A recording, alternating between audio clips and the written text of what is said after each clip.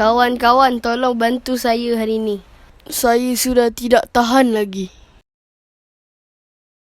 Peserta 001, anda sudah bersedia? Mari kita mulakan permainan untuk hari ini. Sebelum kita bermain, saya akan lepaskan ikatan awak. Leganya saya. Terima kasih. Mari kita mulakan permainan hari ini.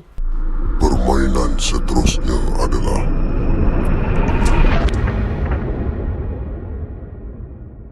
Permainan keempat akan dimulakan. Syarat untuk permainan hari ini, anda perlu menjawab semua soalan mengikut masa yang ditetapkan.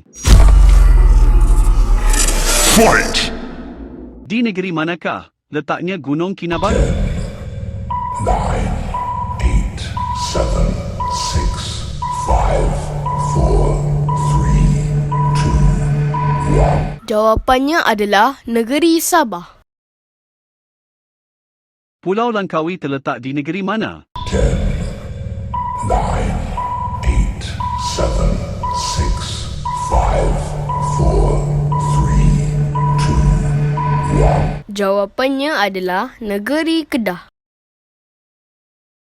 Batu Feringhi terletak di negeri mana? 10, 9, 8, 7, 6, 5, 4, 3, 2, 1. Jawapannya adalah negeri Pulau Pinang.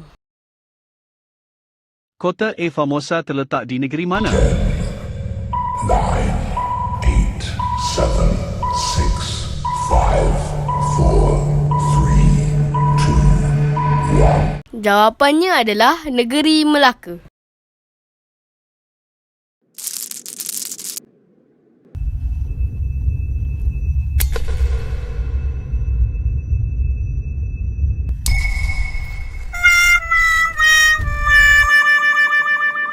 Yes, berjaya. Yahoo! Baiklah, semua soalan telah dijawab dengan betul. Kita akan mulakan permainan yang lebih mencabar. Bersedialah.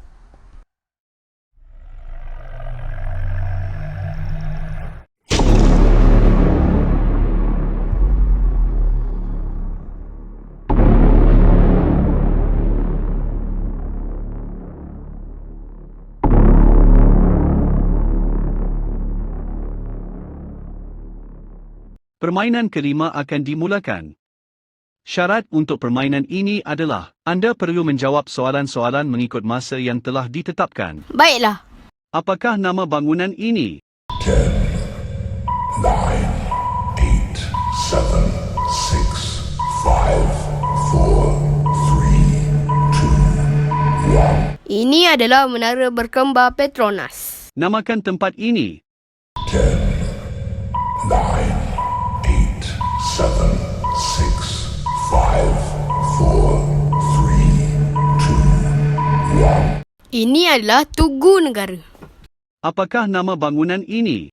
10, 9, 8, 7, 6, 5, 4, 3, 2, 1. Ini adalah bangunan Sultan Abdul Samad. Namakan tempat ini. 10, 9, 8, 7, 6, 5, 4, 3, 2, 1. Ini adalah Menara Kuala Lumpur. Namakan tempat ini. 10, 9, 8, 7, 6, 5, 4, 3, 2, 1. Ini adalah Litar Antarabangsa Sepang.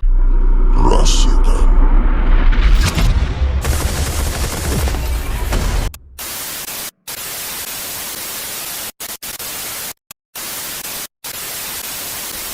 Baiklah, saya akan ikut awak. Hahaha.